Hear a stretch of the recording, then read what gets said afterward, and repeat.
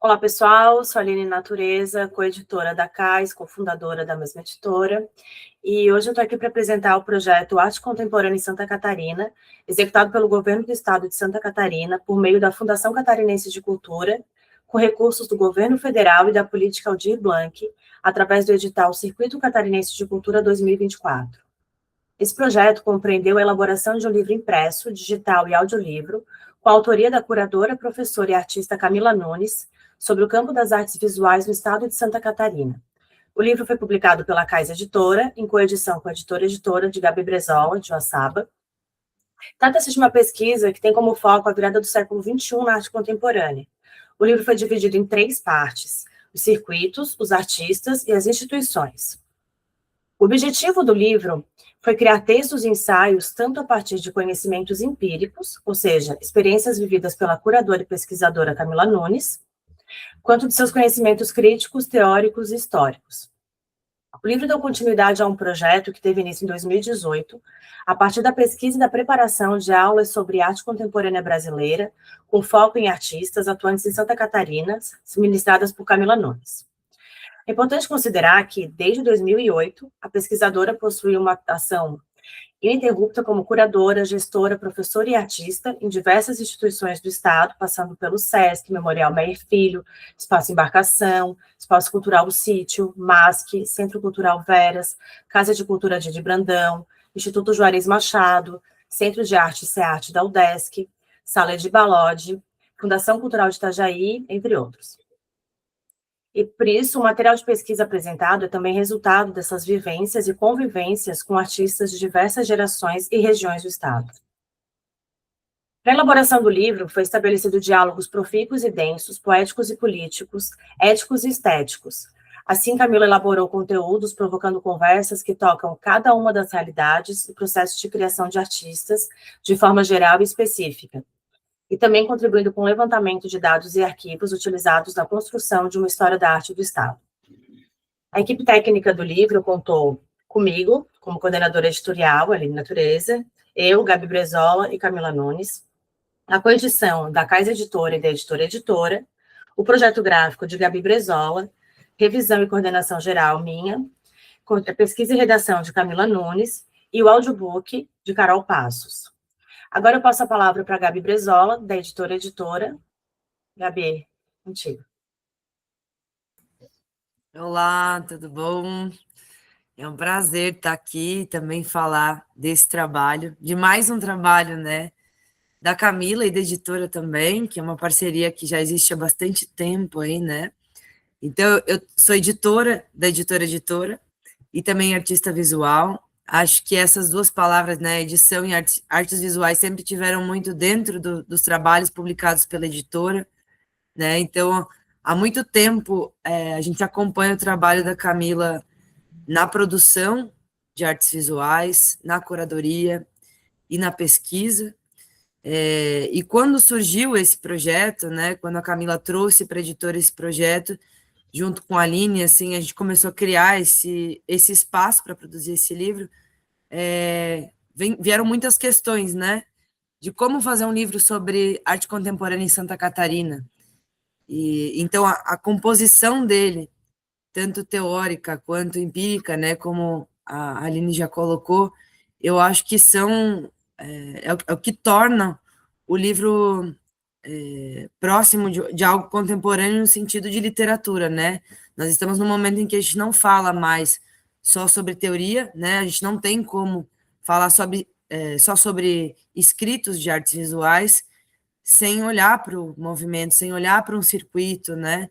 E acho que com a atuação de Camila nos espaços de formação, nos grupos de estudo, né, em tudo que ela tem movimentado nas exposições, a gente consegue visualizar essa conjugação de coisas e que eu acho que refletem muito no que ficou o conteúdo desse livro, né? Então, ele não é um livro tão somente de teoria, tão somente de referências bibliográficas já escritas, mas ele é uma espécie também de documentário, né? Nesse momento em que Camila mapeia pessoas, mapeia lugares e acontecimento da arte contemporânea e traz essas pessoas para falarem. Então, ele não tem só uma voz, né? Eu acho que ele tem sempre uma voz coletiva durante todas as páginas a gente consegue perceber isso, né? E de uma maneira bastante ampla, com o ouvido lá em outras décadas, né? E o outro aqui no presente, né? Então, acho que ele traz, sim, uma espécie de panorama, mas um panorama a partir dessa voz, né? Que é de uma pessoa que trabalha com formação, de uma pessoa que trabalha com curadoria, com artes visuais, com criação, né? Então, acho que esse olhar curatorial também veio para a composição desse livro, para a composição textual dele, né? Então, ele tem essas partes mais de contexto e tudo mais, mas é sempre costurado com as falas de depoimentos, né? Tantos que estavam em outros lugares, como é o caso, né, do Janga, como é o caso de outros artistas que já não estão mais vivos, né? E também com os super jovens, né? Isso faz com que seja um material, uma miscelânea muito rica. Então, para o projeto gráfico, a gente queria trazer essas vozes também destacadas, por ser um livro que a gente desejava que fosse bastante simples no sentido físico, né? É um livro para leitura, é um livro para estudo, então ele foi pensado para ser todinho em preto e branco, né? Impressão preta num papel off-white que fosse confortável para a leitura, né? Então, a densidade dele, também o dinamismo dele, a gente pensou em trazer num papel super fácil de ler. E aí também, o projeto gráfico em preto e branco, ele restringe algumas coisas, né? É um livro que está falando sobre arte contemporânea sem imagens. E acho que isso é uma questão, né? No começo eu até fiquei um pouco assim, mas como assim que a gente não vai ter imagem? Ao mesmo tempo, eu penso que o que o texto traz é tão imagético e tão rico nisso, que também possibilita que seja uma oportunidade de mais pesquisa, né? Então, ele acaba sendo um dispositivo para que as pessoas leiam e possam procurar mais ainda e ampliar, né, esse recorte de arte contemporânea, porque teriam 1000 maneiras de falar sobre isso, né? E eu acho que escolher falar com o básico, né, com o preto e branco, sem imagens, também fica nesse lugar. E, ao mesmo tempo, também transforma a edição em uma edição econômica, né? Num formato simples, mesmo que elegante, né? Eu acho que ele ficou um livro muito elegante, mas também permitiu que a gente pudesse fazer as 500 cópias, né, do livro, para chegar em mais lugares. Então, como editora, acho que o caminho entre pegar o material de Camila e traduzir para o espaço impresso, ele foi desafiador, mas também bastante pragmático, né?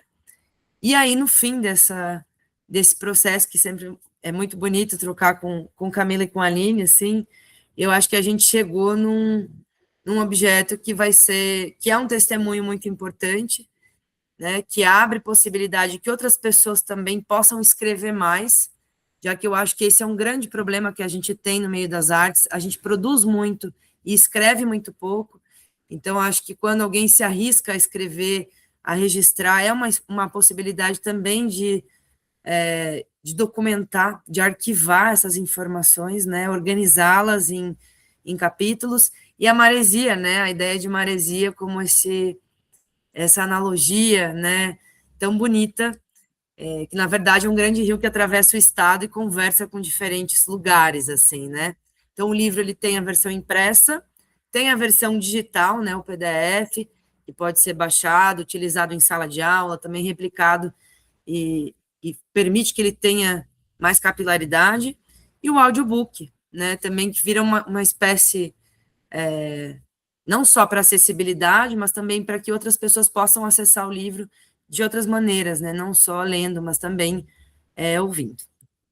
Então, falei bastante aqui, mas é muita emoção de ter mais um livro como esse, assim, não só como editora, mas também como artista visual, eu fico muito feliz.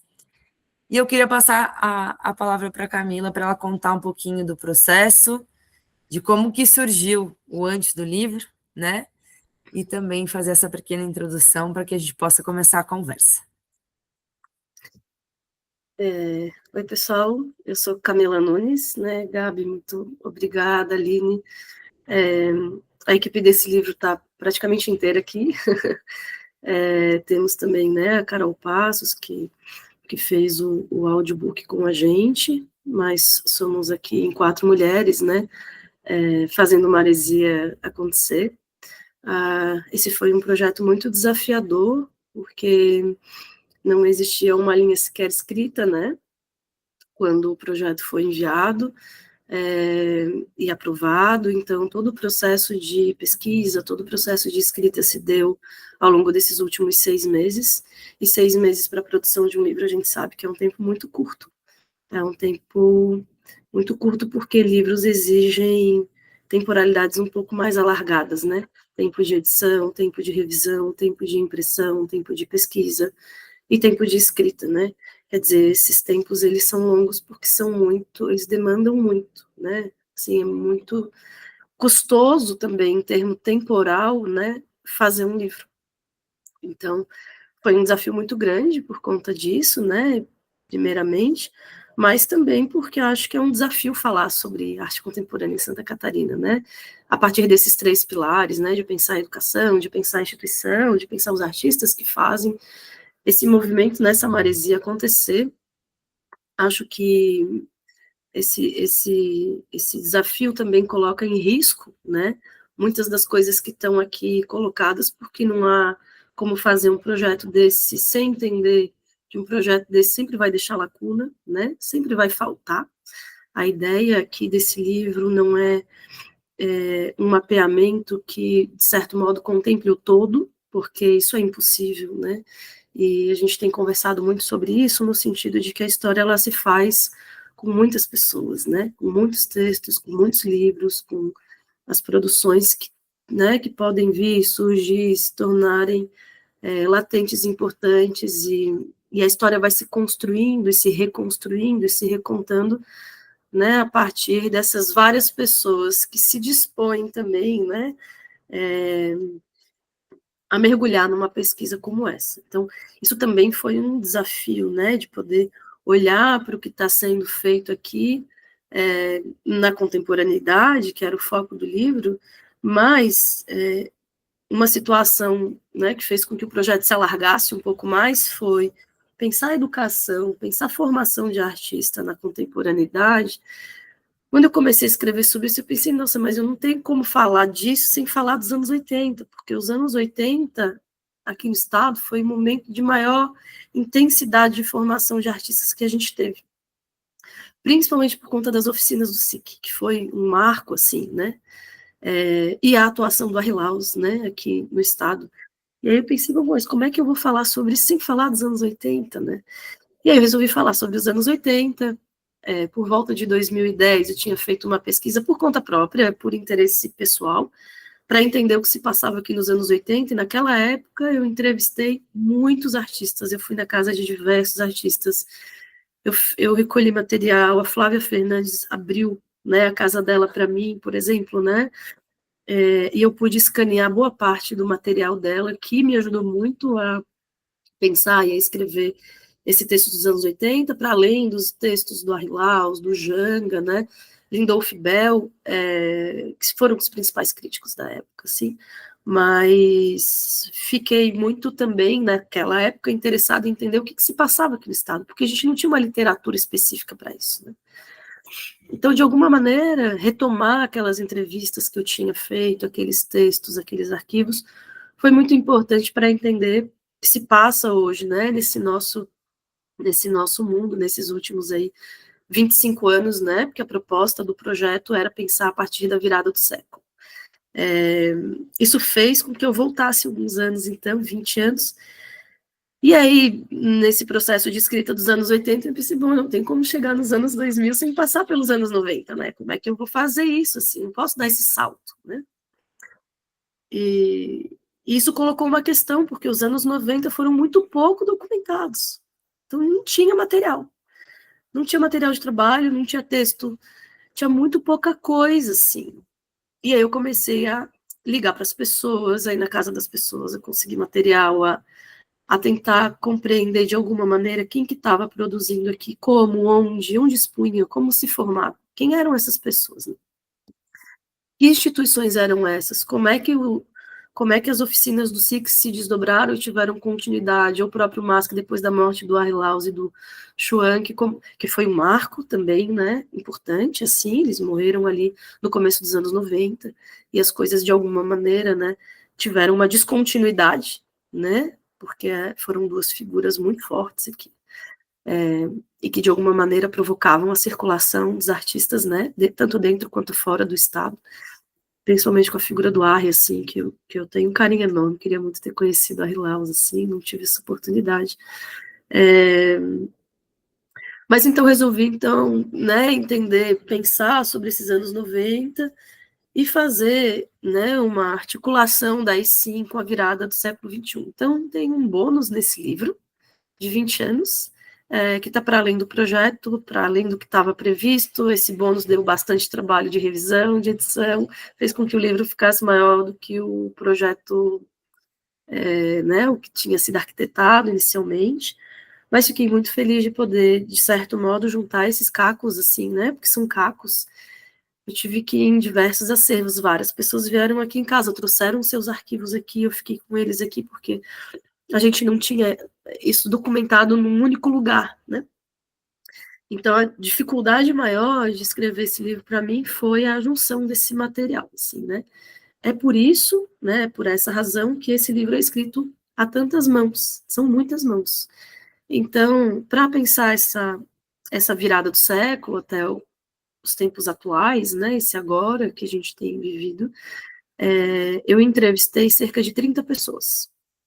Foram entrevistas feitas por vídeo, né, foram todas gravadas, todas autorizadas a serem transcritas, e a partir dessas entrevistas, que tiveram em torno de 40 a 60 minutos cada uma, e da transcrição dessas entrevistas eu consegui um material muito denso, muito importante, para poder recontar, ou contar, ou juntar, né, essas histórias todas, assim, porque tem uma questão aqui que a gente tem um estado com uma produção riquíssima, né, mas a gente também vive num estado que as coisas são longes uma da outra. Então, a gente tem uma dificuldade muito grande de fazer circular, né, as obras, porque tem uma questão de custo, né, porque, enfim, a distância também, né, torna tudo muito custoso, difícil, tem uma dificuldade também de se chegar, né, a relação de capital, né, ou de sul e oeste, né, como faz isso, assim, né, então existiram alguns projetos que criaram estratégias muito importantes, fundamentais, para provocar esse tipo de circulação, e aí eu queria chamar a atenção para o projeto Pretexto do SESC, que foi um projeto criado ali, né, pelo SESC, junto com o Fernando Lindotti, em primeira instância, depois, né, diversos outros curadores e artistas participaram ativamente para a construção do pretexto, né, curadores, eu fui uma delas, contribuí também, fiz algumas exposições pelo pretexto, como curadora, orientadora. É um projeto que talvez tenha uma continuidade, a gente ainda está aguardando isso, mas que foi muito fundamental para pensar a articulação, né, com essas pontas, esses eixos, né, essas margens, né, todas. O livro se chama Maresia muito por conta disso também, Maresia não só como esse sopro, né, esse sopro que de alguma maneira refresca, né, essas produções, essas instituições, né, mas Maresia também como aquilo que corrói, né, então esse livro também é uma crítica às descontinuidades, né, porque o que a gente percebe, o que eu percebi durante essa pesquisa foi que os projetos começam, tem um fôlego, ganha uma, duas, 3 edições já é muito, assim, e de repente eles desaparecem, né, como, assim, também como um sopro, né, então, assim, existe muita dificuldade de ter uma continuidade, tanto de projetos pensados e executados por pessoas físicas ou instituições privadas, quanto de projetos feitos e executados por instituições públicas, né, pelo próprio Estado. Então, o que se percebe é um esforço muito grande, o tempo inteiro, dos artistas, principalmente, para conseguir fazer com que a sua produção circule, tenha visibilidade, né, possa ser conversada, possa ser levada para salas de aula, né, pensar esses espaços de formação também é muito fundamental, assim. Que lugares são esses, né? Nesse ponto, Centro de Artes da UDESC, é óbvio, né? Ele é um pilar, assim, mas existem diversas outras universidades hoje que têm cursos de artes visuais espalhadas pelo estado, isso é fundamental. E aí é isso também, né? Uma das universidades que eu tive mais contato foi a Unesc, já dei aula diversas vezes, várias disciplinas na Unesc, fiz exposições na Sala de Balode, sei a importância da Unesc para o sul, né, aqui do estado, para a formação de artistas. O Criciúma tem sido um polo, né, muito importante de arte contemporânea, atualmente, assim, tem se destacado, né, assim como Itajaí, né, e algumas outras cidades que, de alguma maneira, têm conseguido resistir ao desmonte, né, ao desmonte constante, assim, da cultura aqui nesse estado. Então, é um livro que também tem uma questão importante, que é de tentar compreender esses esforços, olhar para isso, né, tentar, de alguma maneira, falar sobre isso, juntar, estou falando bastante essa palavra juntar, porque é a palavra que eu acho que mais ficou marcada para mim, eu tive que juntar muita coisa, né, mas, né, esses esforços de juntar vozes, né, de como é que a gente consegue pensar coletivamente e colaborativamente para criar projetos que, de alguma maneira, né, possam ter um fôlego, né, e uma possibilidade de agregar também pessoas, instituições, pesquisadores, estudantes, né. Existiram muitos esforços nesse sentido aqui no estado, muitos projetos importantes, assim. E então esse livro, de alguma maneira, tenta trazer isso, e tem alguns desses projetos que nunca tinham sido escritos, ou pelo menos organizados como um texto, né. Foi muito difícil chegar nisso, porque foi só a partir dessas entrevistas, essas 30 entrevistas, que alguém falava, porque quando eu participei do projeto, eu falei, opa, peraí, mas que projeto é esse? E aí tu vai atrás do projeto, daí tu encontra a pessoa que criou o projeto, e tu pergunta, esse projeto já foi escrito em algum lugar? Né? Alguém já falou sobre ele? Não, ninguém nunca falou sobre esse projeto. O que tu tem para me dar? Vou te trazer minhas pastas. Daí chegava aqui em casa com um monte de pilha de pasta, e aí abre pasta, e aí bota máscara, aquela coisa toda. Então, assim, foi um livro que foi escrito também, né, com a colaboração de muita gente. Eu vou citar essas pessoas, porque eu acho que é importante.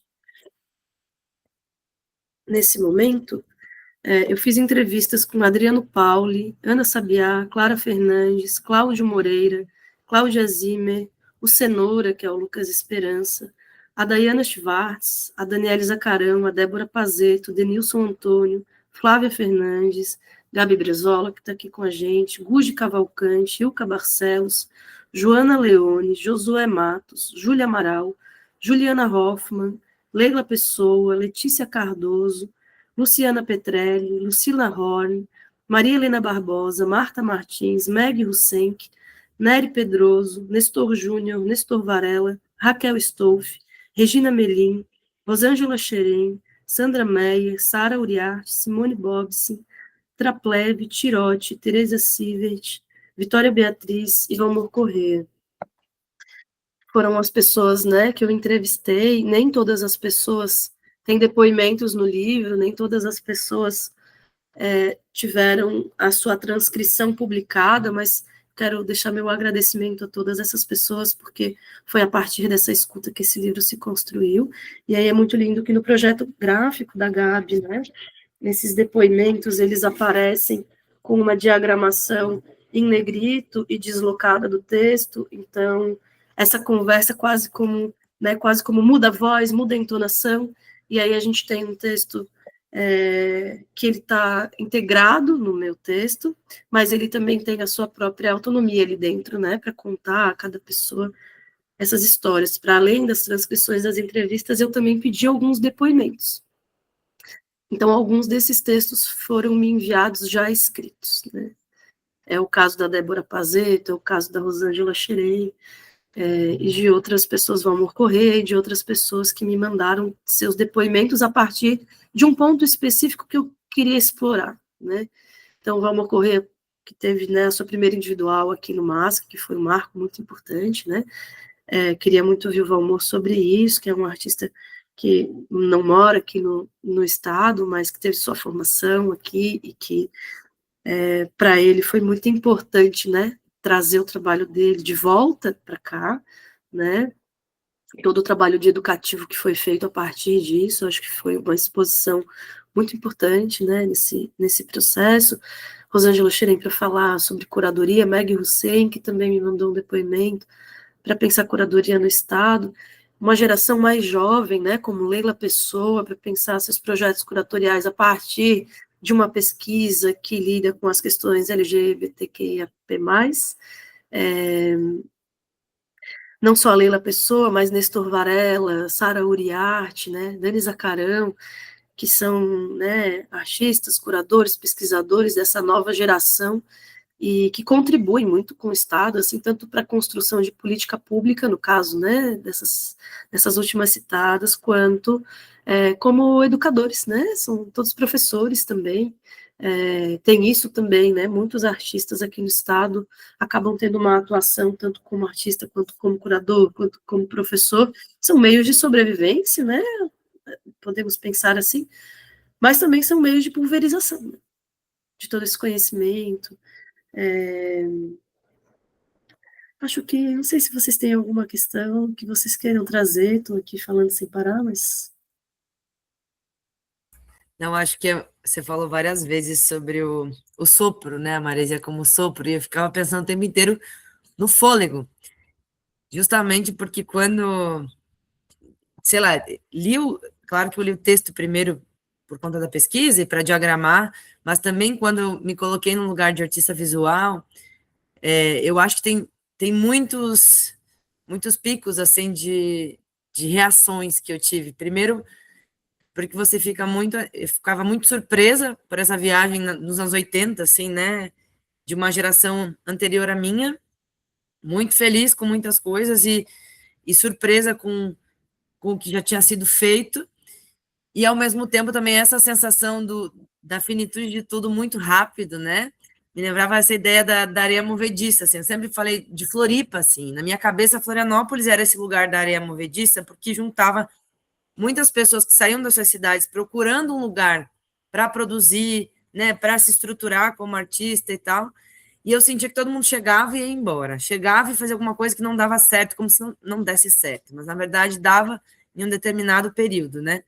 E aí, quando eu leio o livro, eu percebo que isso não é de hoje e não é de Florianópolis, isso significa o Estado, né?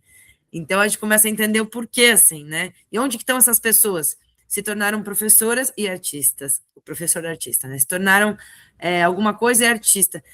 Pouquíssimos deles conseguem manter a sua carreira de artista, né? E sair ou se manter em Florianópolis, em Santa Catarina, fazendo o seu trabalho, né? Então, eu acho que o trânsito desses artistas também aparece muito no livro, né?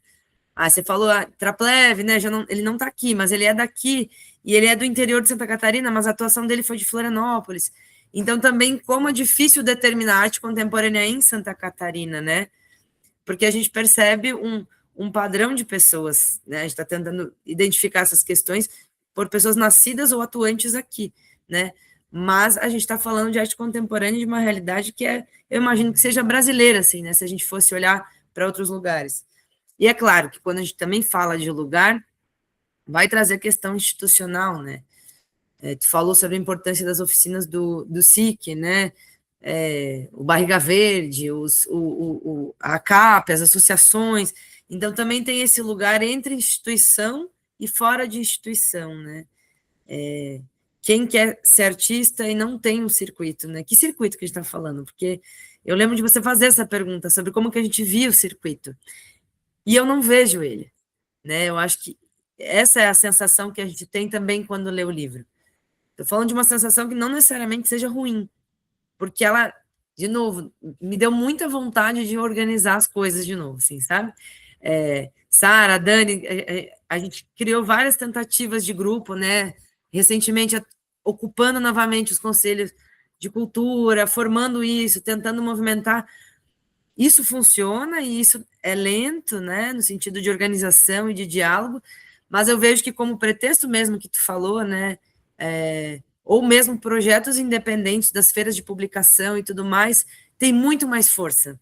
Porque a gente está falando do nosso trabalho, a gente está olhando para o nosso trabalho, a gente está fazendo cruzamentos, né, que marcam muito a gente como formação, assim. Então, acho que é um livro que dignifica também as tentativas, né? E que isso também serve para a gente que está atuando agora e para a juventude também, né? Quando você falou da juventude, eu falei, meu Deus, eu não estou mais sabendo da juventude que está produzindo. E por que a gente não sabe?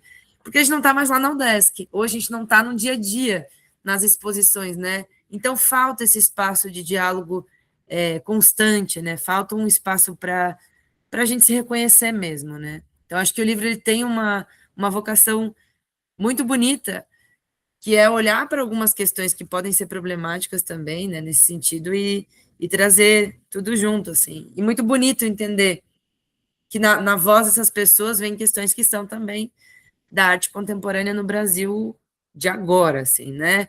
Então, a presença de um arquivo LGBT, como é o caso, né, de Leila, é a ideia e a constante vontade que a gente tem de transformar o circuito num espaço menos institucionalizado, no sentido ruim, né? Mas também de ele ser mais aberto, de ele considerar conhecimento empírico, de ele ser menos colonial.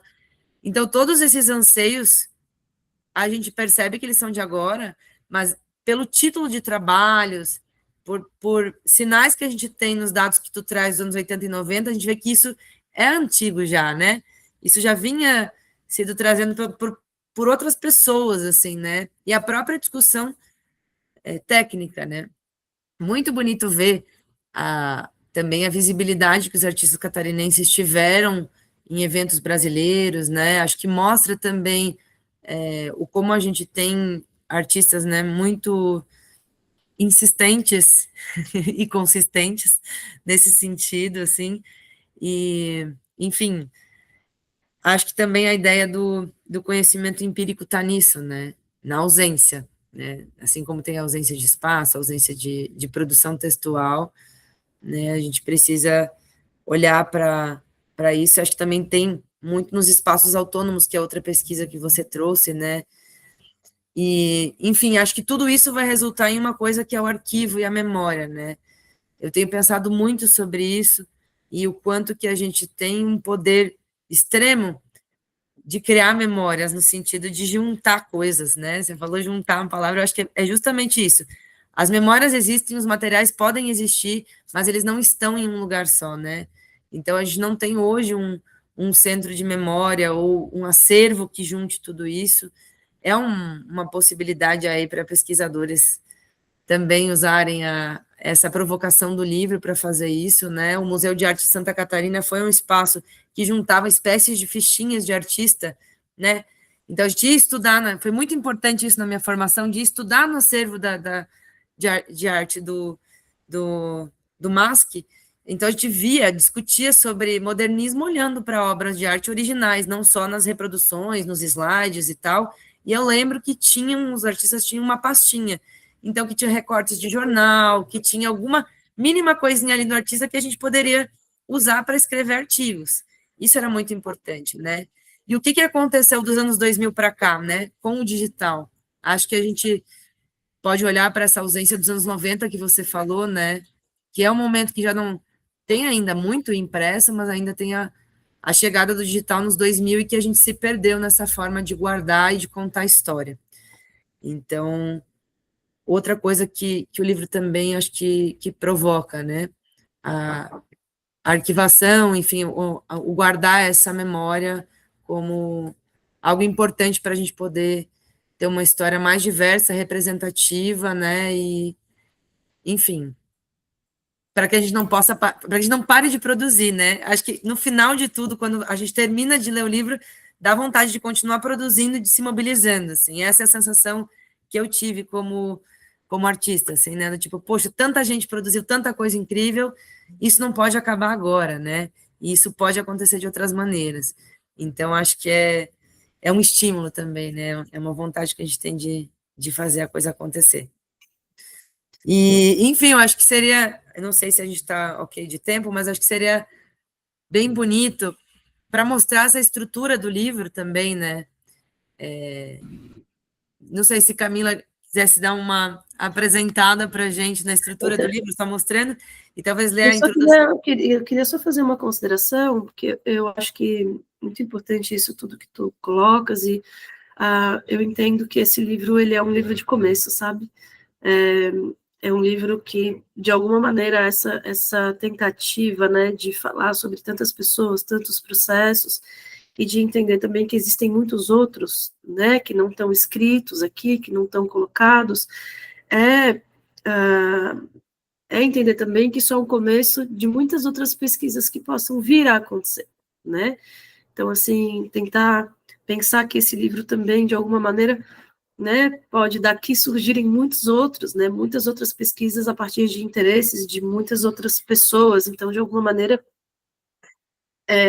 quando eu escrevi o livro, eu fiquei muito com isso na cabeça, assim, né, que é um livro para pesquisadores também, né, que tenham interesse, né, em estudar o que se passa aqui e ampliar, né, assim, acho que é um livro que, de alguma maneira, eu termino, né, o livro falando sobre isso, né, eu vou ler o último parágrafo, que diz assim: esse livro não alcança todas as pessoas, nem todas as frentes que impulsionaram os mais de 40 anos de história colocados aqui.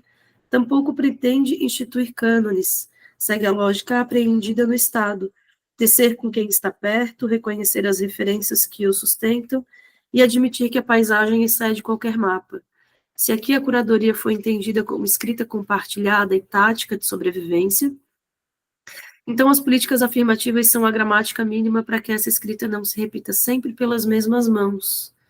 E é aqui que a canção de Gonzaguinha entra como medida, que é o título do capítulo, né? Depois de tantas batalhas, a lama dos sapatos é a medalha.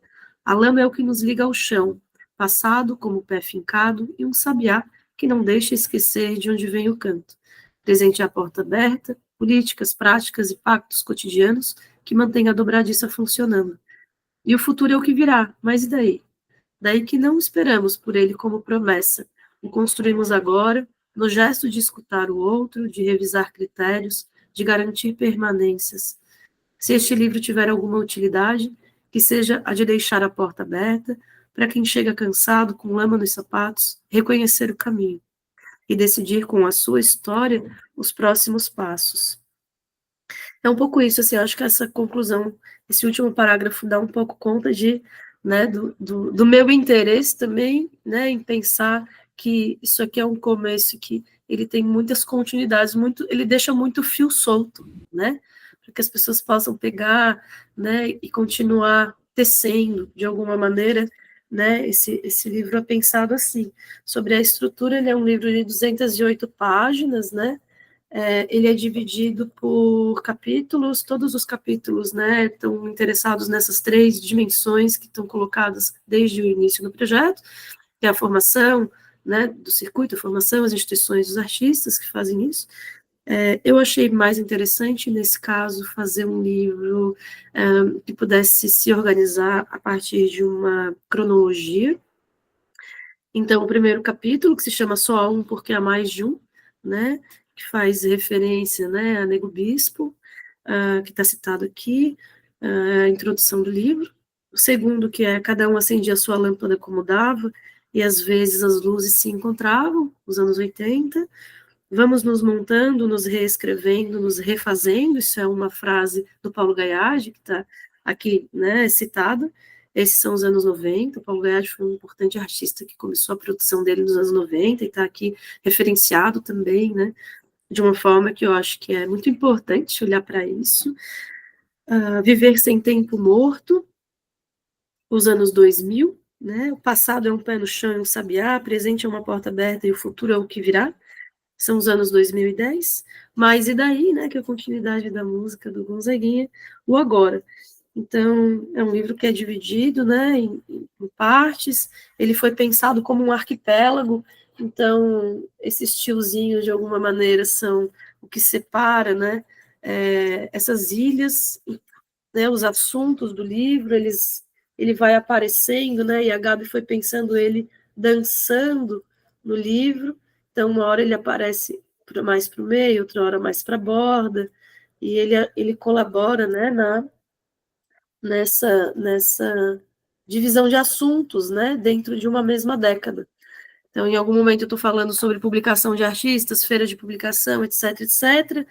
Em algum outro momento, né, tô falando sobre a situação, né, e o boom do grafite. Então, de alguma maneira, esses tios, eles separam essas ilhas, que são esses assuntos, de uma maneira muito linda, porque ficou muito dançante, ficou, né, uma lógica do vento, né, da própria maresia, que vai atravessando esse arquipélago, né, o arquipélago pensado aqui junto com Glissant, que está referenciado já no começo do capítulo, né, que é de pensar essa conjunção de vozes, né, principalmente isso, assim, de juntar gerações diferentes, grupinhos diferentes, né, furar algumas bolhas, foi um interesse também muito de, né, olhar para esse lugar que é o Estado, com um olhar no sentido de agregar, né, gerações diferentes, pessoas que têm produções diferentes, artistas que lidam com escrita, outros que lidam com teatro, né, assim, como é isso, né, como se constrói uma história, né, como se reconta algo,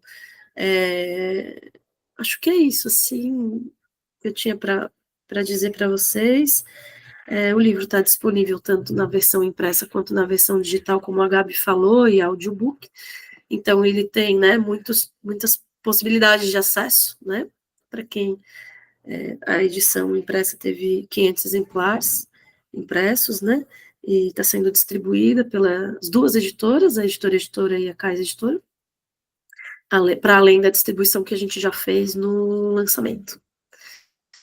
Então, é isso, queria agradecer, né, a Aline, que foi a proponente desse projeto, que acreditou no projeto, que é também editora da Cais Editora, e que está também aqui me editando, e a Gabi Brizola também, que é uma parceirona de trabalho de muitos anos, né, uma grande amiga, e a gente tem em comum a paixão pelos livros, para além de muitas outras, mas eu acho que essa é algo que nos une, assim, né, o amor por criar livros, por fazer livros, por fazer circular um pouco esses conhecimentos tão ricos, né? Essas pessoas tão incríveis, intensas, consistentes, né? Que a gente tem aqui. Então, muito obrigada. Obrigada, gente. Lembrando, o livro está disponível no site editoraeditora.com/maresia. A gente vai estar divulgando também, né? Vai para acervos de bibliotecas, enfim, a gente espera que todo mundo possa acessar o livro e ter essa experiência também, né? Eu acho que da minha parte era isso. Também obrigada, Aline, pelo convite, pela confiança, né, por criar esse projeto tão bonito. E é isso. Obrigada, Gabi. Obrigada, Camila. Que venham os próximos. Até.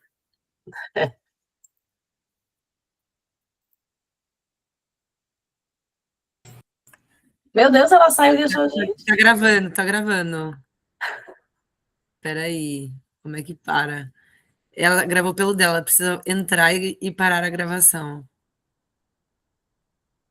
Agora vai ter que editar. Para a gravação. Tá gravando ainda. Camila tem que entrar pelo dela, porque eu não consigo parar por aqui.